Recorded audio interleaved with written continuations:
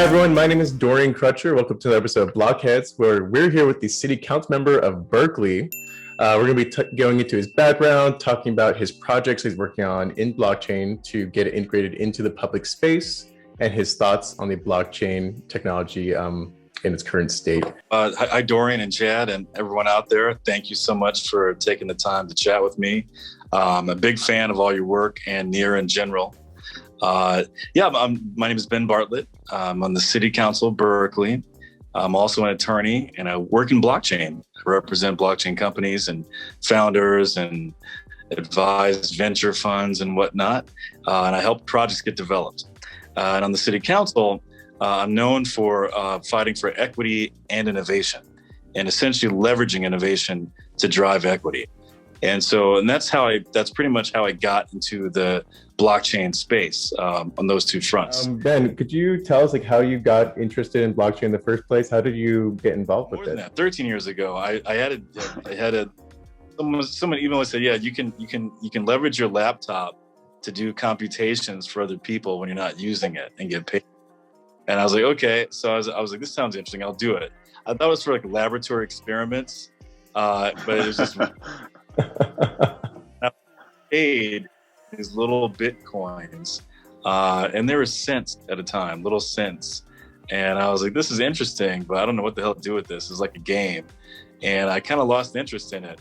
And of course, years later, I realized that was millions and millions of dollars just wasted away. And then years later, I was working at a place called the California Drive Electric Vehicle Adoption. And how can we, in particular, get charging stations set up around the state and the country?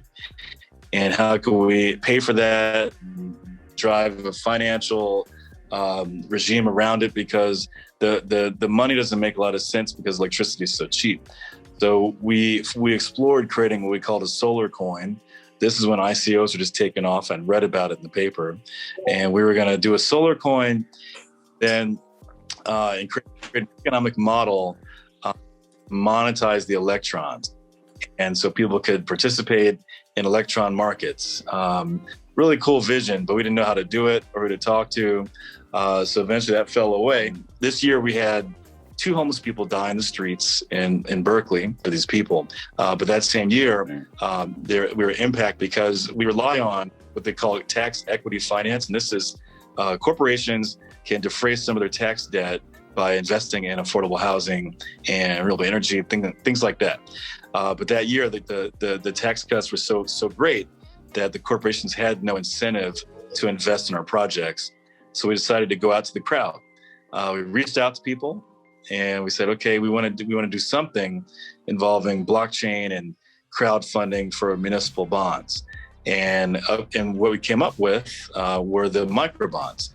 And these are blockchain-based municipal bonds.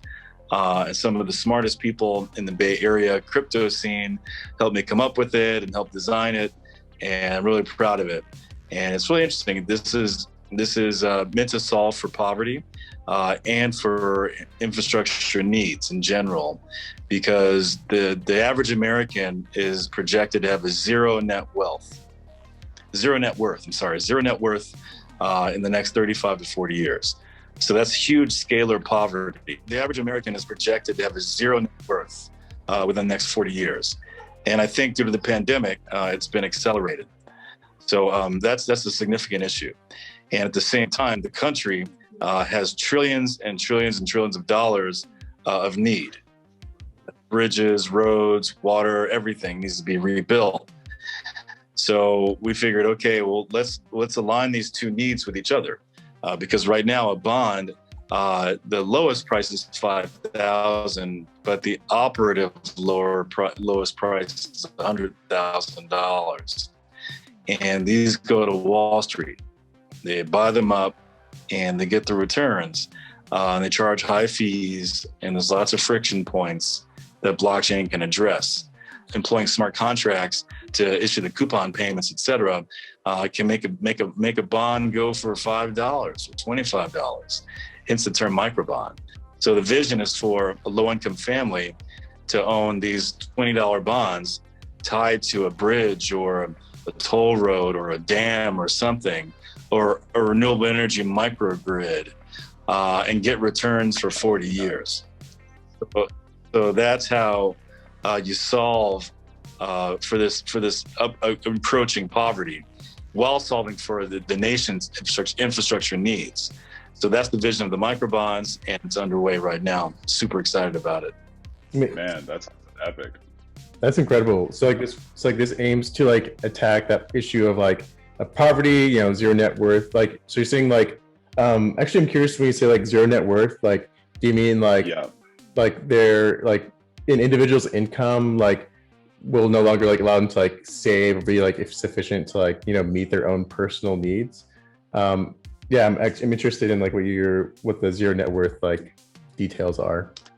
Yeah, that means barely getting by. Wow, it's like quite literally no savings, nothing in the bank, no ownership, debt peonage. Zero net worth, it comes from, you know, the last 50 years of our economic policy, of sucking wealth upward into the 1%.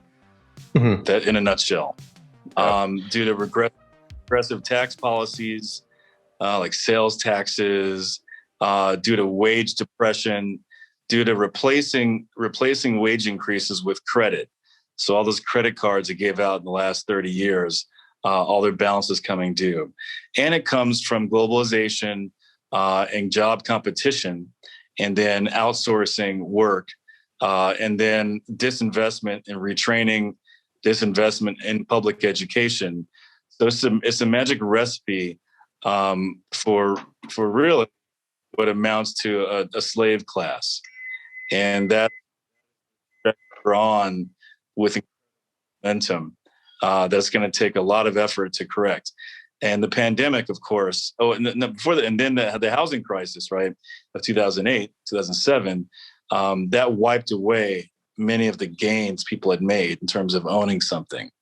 Mm-hmm. And so now, fast forward, whatever comeback was happening was been doubly erased due to the pandemic, the lockdowns, et cetera. They've decimated many people. And so you have this recovery where there's a boom for rich people and then a complete, absolute, utter decimation of everyone else. This is what the K-shaped recovery that goes in two directions. And so our efforts, and I think everyone's effort in government and responsible business and anyone concerned with sustainability of the people needs to correct that K and hammer them together into a circle. And so these poverty alleviation and wealth creation events and corrective policies are going to be necessary to ensure the viability of this country.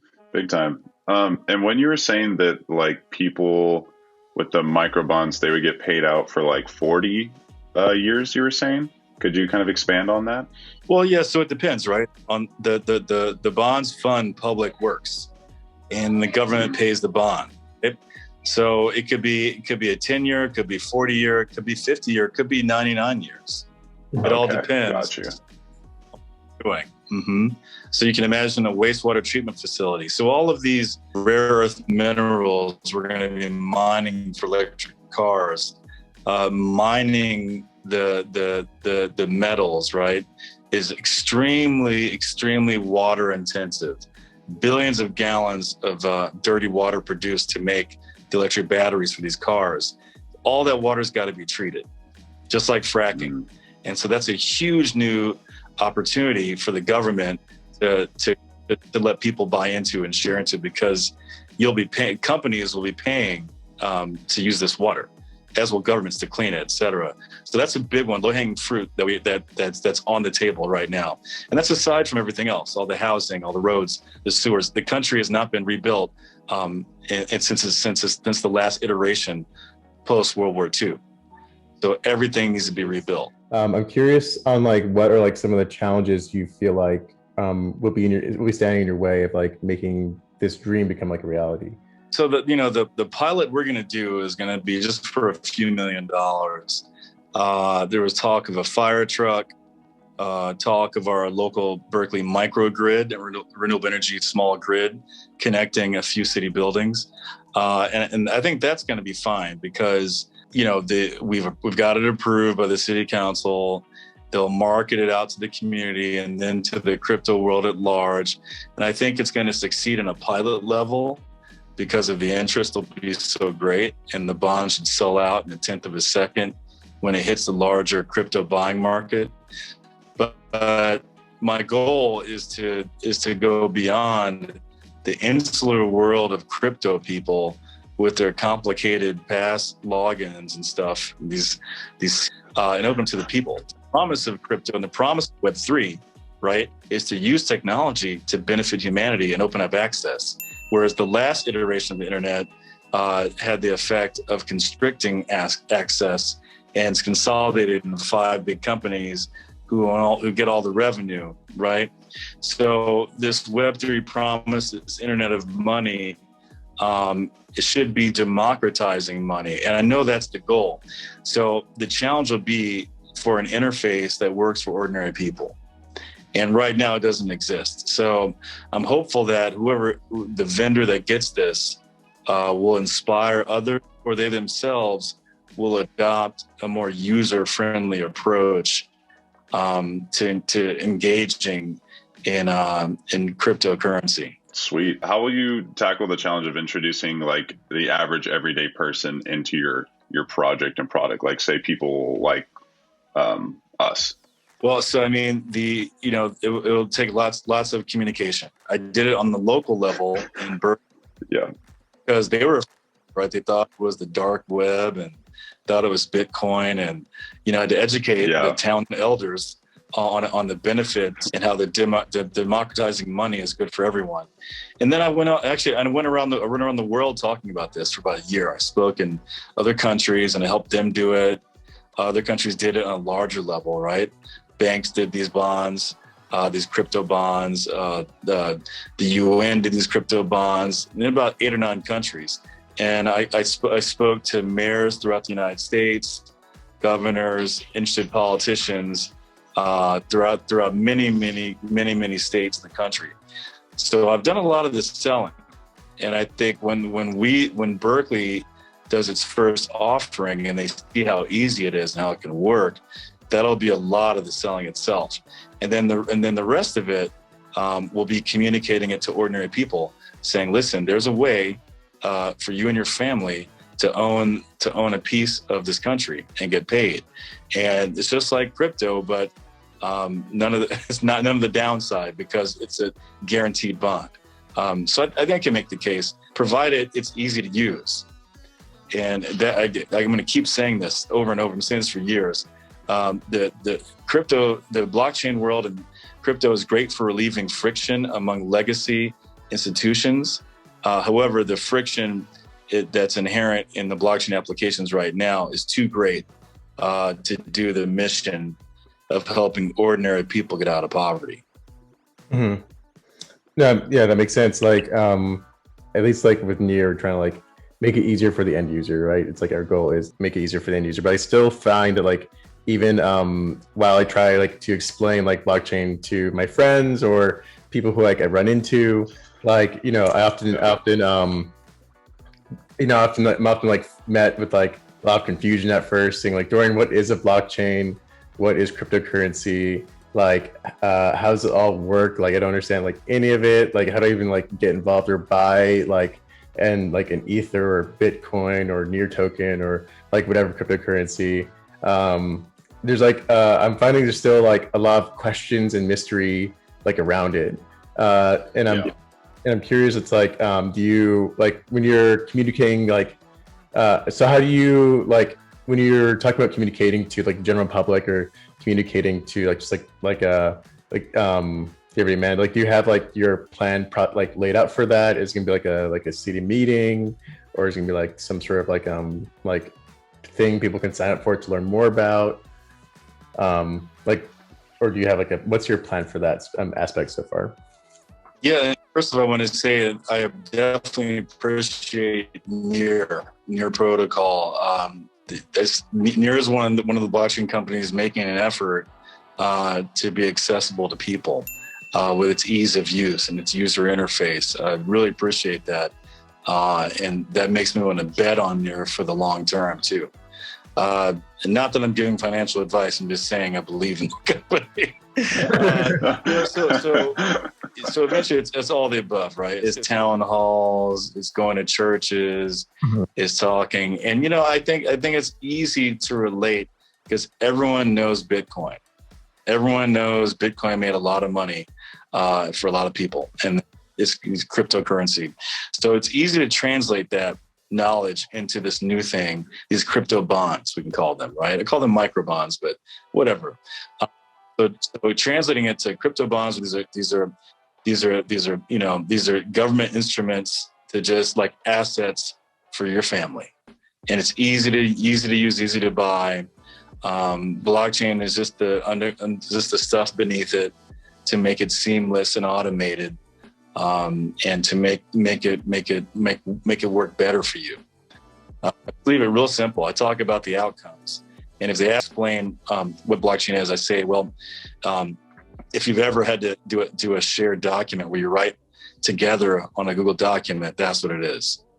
You're together, multiple people editing at the same time, and they seem to get that. But if there are people that never use Google Docs, then it's just like, I talk about it. It's telephone information.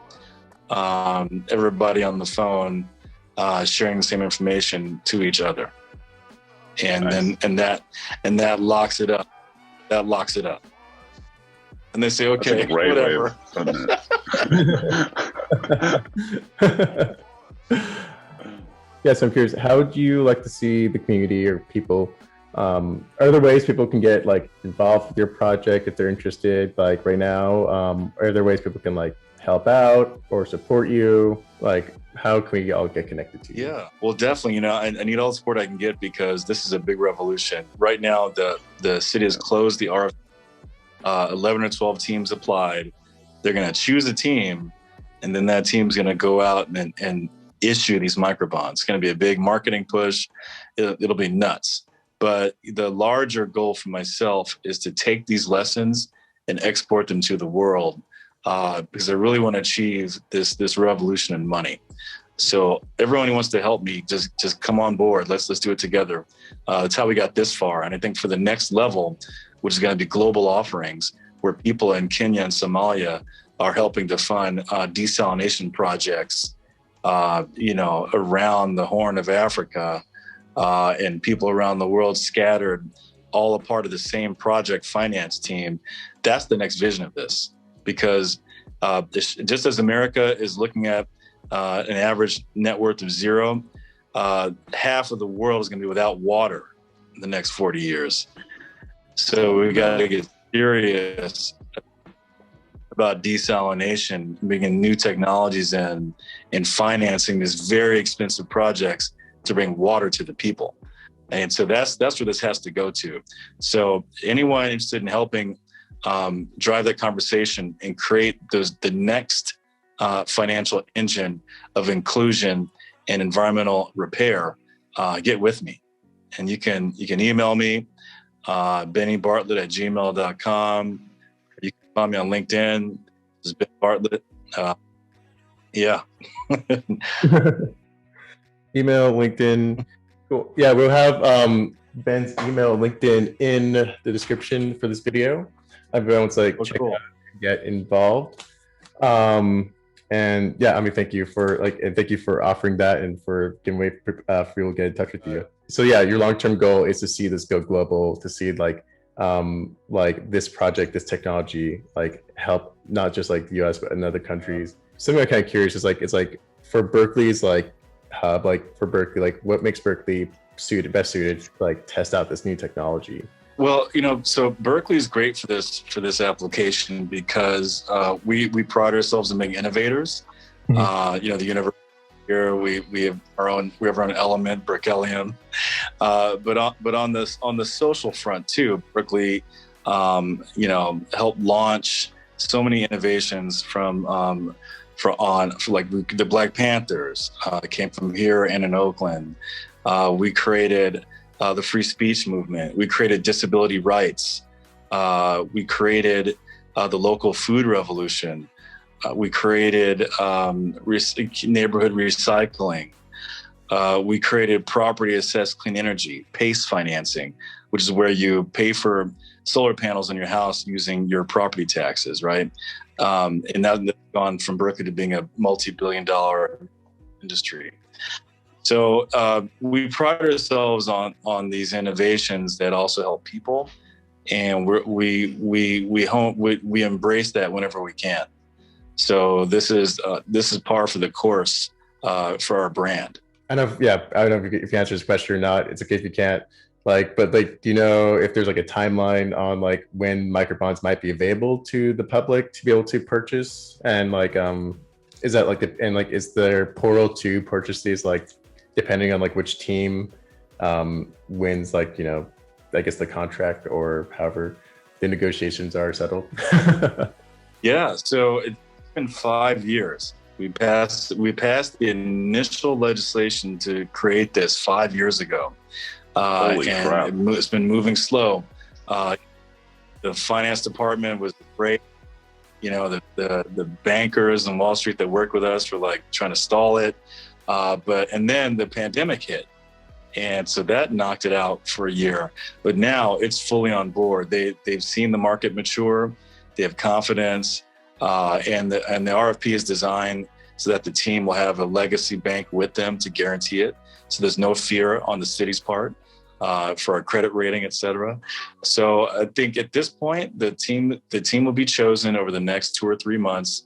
And then the second they're chosen, they're going to go out to market. So Wow. People will be able to buy these things within 6 months. Wow. Okay. That's exciting. That is really exciting. I want to buy it. When they go out to market, you know, I'm going to be out there promoting it, trying to drive up interest and get it going everywhere. So I'll be back. I'll be everywhere talking about it, trying to make it happen. Heck yeah. And is it like geo-specific? Yeah, so there'll be a geofencing for some period to give Berkeley a shot. And so Berkeley people will buy as much as they can, or as many people as we can convince to do it in town. And the cool thing is, right, we designed legislation to encourage the creation of a secondary benefit that comes from the payment. So you figure a little bond, $5, $8, $10 is going to have such tiny coupon payments, right? 8 cents, 5 cents, 20 cents, that it can become a local currency. It can become a digital currency for use in Berkeley. It can be a two-way portal for small businesses and customers who are struggling to keep their stores open.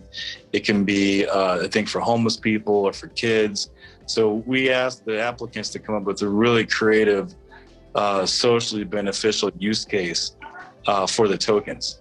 So that's going to be exciting because they're going to sell that aspect of it as well to the local people. So we'll give them, we'll geofence it for a time, let the locals check it out, buy as much as they can, and then at a certain amount of time, it goes out to the market as a whole, and that's going to be an interesting whirlwind. Because I'm also curious, like, what does that process even look like? Like you purchase a bond, like you get some tokens in return, or how do people interact? Like, what would this flow look like for the user, if you're allowed to talk about that? Yeah.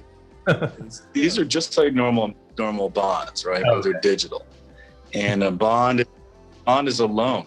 That's all it is. So you lend the government $10, and the government pays you back $11 over 10 years. And so, but periodically it gives you payments. Those are called coupon payments, right? Mm-hmm. And so cool. People will receive these coupon payments, and I imagine the team will design 2 ways to receive it. So they can get it as normal money, or they probably be able to get a token or an NFT or something that can be moved around or spent, or donated or traded, or who knows what they come up with. I have no idea what they're going to come up with, but I know just from the rumors I heard from people that were thinking of applying, the ideas are very creative and very, really exciting. And is the value, and like, so it's going to be tied to like a stable coin, you said, so value is tied to like the value, like a USD or, the American dollar? Well, it's stable in that it's a dollar. Right. These are dollars. They're not tied to anything. They are dollars. Mm-hmm. They're just they're in digital form. The small payments, they make it labeled into something interesting and creative, like a healthcare donation token or a homeless token or a Berkeley buck or who knows, or a series of coupons to the local cafes. Who knows, right? They're dollars. Wow. That's really exciting. That's exciting. Yeah. So that means like there's low volatility, and like for anybody who wants to jump in on this, like for any person who's like new to blockchain, you're not like exposing yourself to the risk of like other cryptocurrencies that like have like those high highs and like low lows, right? You're tied to the dollar, so like it's probably even more like recognizable for the average user or accessible. Yeah. So just as in the normal world, bonds are stable instruments, right? So if you want a low risk investment with a steady yield, you just buy some bonds, right? Mm-hmm. And so these are just bonds, and they're going to be I forget the term. It's like a zero coupon, which means it won't fluctuate. It's going to be a standard set payment over so many years. And so to discourage speculation, because they won't go up in value, but the stability in them is the value, and so that's the exciting thing about it for getting people interested in digital assets, and who knows what kind of blending occurs? Who knows?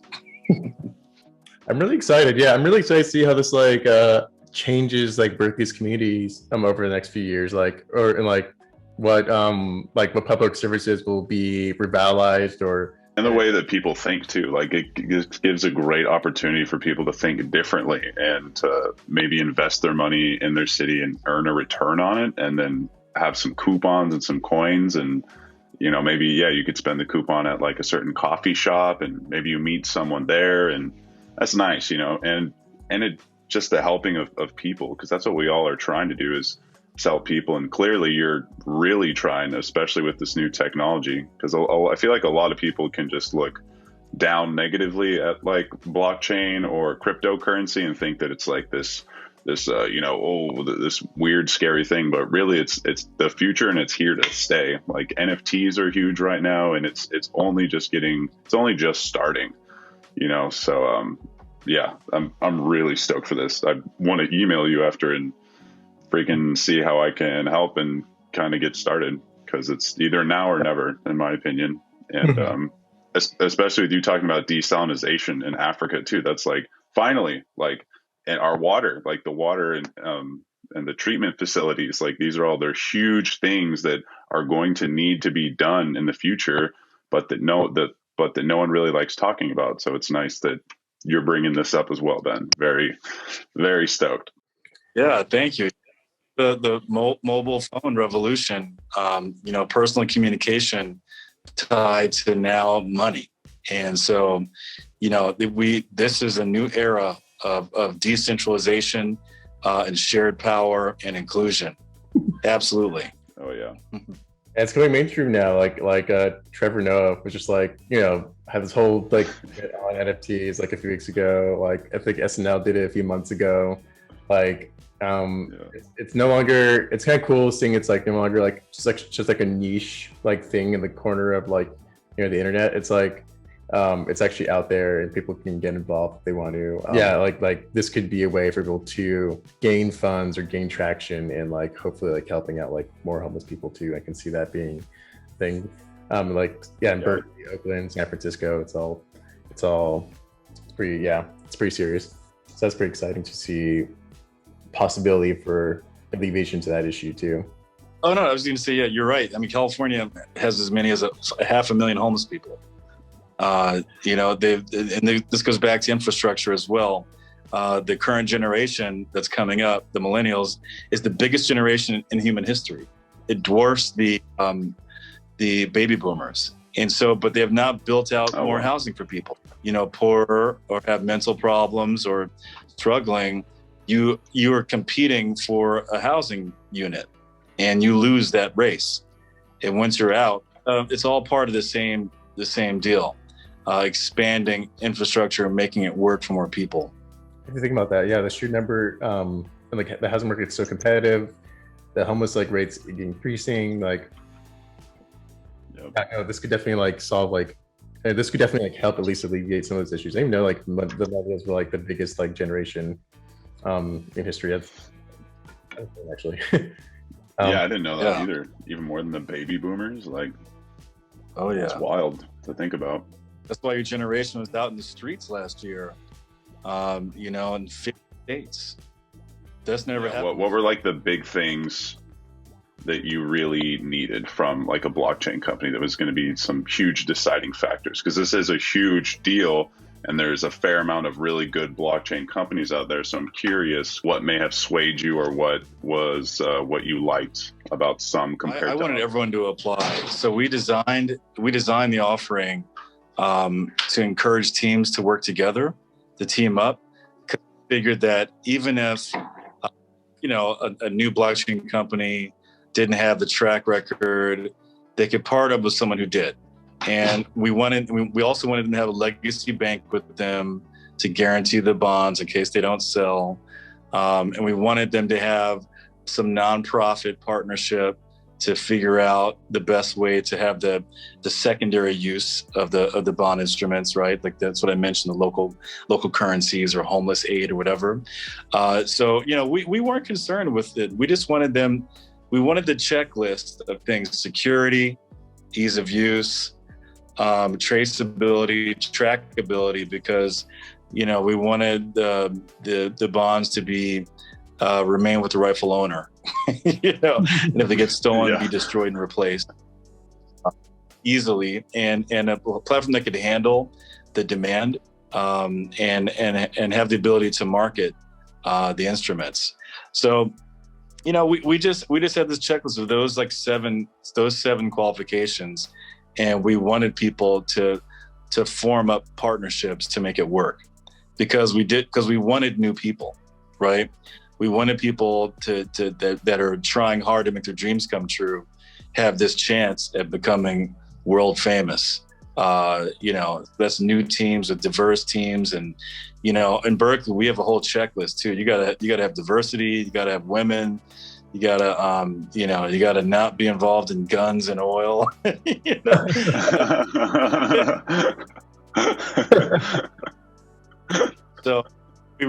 So that was the main highlights, right? Cybersecurity, of course, functionality, vision, and financial partnership for acumen, right?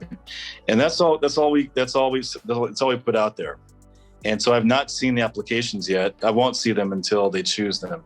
I'm kind of firewalled off from that. It's the people work in the city finance department are going to go through and vet everyone and choose the team. But we've given enough parameters, and they understand the goals and they support it. And they do want this to be not a one-off. They want this to be a template that they can keep reissuing through for different projects. Right. Sure, the team will want to use that template for the rest of the country as well. So so it's all good as long as people wherever they were deficient, find a partner, right? And that was the goal. Because we're trying to leverage the spirit of community, right? Even on the business level. Man, I love that. That's so inspiring too. What you guys are doing and how you're approaching it. I feel like we don't hear enough of these kinds of things in government and with our city. There's an actionable step that it's finally. Wow. Yeah, I'm really excited. This is so cool. I'm so excited. There's a way for users to get involved in their community to help build up their community, but also saving themselves from poverty. Yeah, and to give people like some hope and to invest in like your city and to be more connected with people and just like be happy. Like it's nice. Oh, do we? No, we lost Ben. Ben is awesome, bro. He's doing cool stuff. This is like probably one of those like side projects I've seen for blockchain. You can make your own like social token, spin-off token from like this whole thing like that's tied to there's like tied to these bonds or like that's really exciting. That's really cool. It like opens a lot of possibilities for some cool blockchain projects, and even just like ways for like coffee shops, like local stores get involved and open themselves up for blockchain and just like maybe automatically reinvest those into some bonds. Like there's some cool ideas out there that I can like already imagine. Yeah, that would be sick if Berkeley had their own Berkeley token, and then you could use the Berkeley tokens at certain shops in Berkeley. That would be sick as hell. I think eventually every state's probably going to try doing that, and Berkeley could, if they wanted to, sell this model to other countries to use, or just put it on the blockchain and make it open source for other people. Genuinely, like I feel like this is like really cool because like it's like an actual step to a whole new like wave of technology. It's like something I never thought I'd see in my lifetime. So like Dude, me either. I was like, we have computers in our pockets. Like, what else can you make? Like, I can grab myself from the moon and like be home by 5. I don't know. Like, I hope it's so funny that he did like mining too. He was like mining on his laptop. Now I'm trying to wonder if it's possible for like other for there to be a way to like invest in like other cities. You know what I mean? Like, dude, yeah, that's what I mean. Like for the future of this, like other cities are so gonna adopt this, create their own like social token or whatever, and then you'll be able to maybe buy their token on Coinbase, like the Berkeley token, the California token, and yeah, and it all would be on the blockchain, so it'd be cool to see everything that they're doing, like what they're up to and where your money goes, and then getting a percentage back. That'd be sick if they were like an NFT as well, because it makes me wonder, like when you own a part of that bond, he was saying that you technically own, like a part of that fire truck that you helped get for the city. So what could that look like? Because Gary Vee is doing these NFT drops where if you buy one of his NFTs called like the workout monster, you get a workout with him, this YouTuber, for 1 hour or like 4 hours. And that's like something that comes with the NFT that you purchase. So I'm wondering what if they have kind of something like that where they're like, if you're helping put into the city, say a building, maybe you get to use the building a couple times out of the month or something, or you get a perk, like a cool perk since you're investing in the city. Sorry, my brain's like, we should turn this into like a podcast or something. Bonds aren't taxable because like they're loans for the government, right? Exactly. You don't get taxed on the profits that you would earn from it. Alrighty, everyone. So we may have lost the internet connection with Ben, but what we did not lose was the feeling of excitement and hopefulness from his up and coming innovative project featuring the power of microbonds using the blockchain. Guys, this is exciting stuff. And if you guys want to get involved with this microbond project, you can find his contact information in the description below. Reach out to him, get involved, get excited. And yeah, there's a whole world of possibilities out there waiting for you and for this really cool and your community featuring these projects. Thank you guys for watching. We had a lot of fun talking to Ben. I hope you guys had a great time watching and listening. And with that, we're going to sign off. Have a great day, guys. Bye.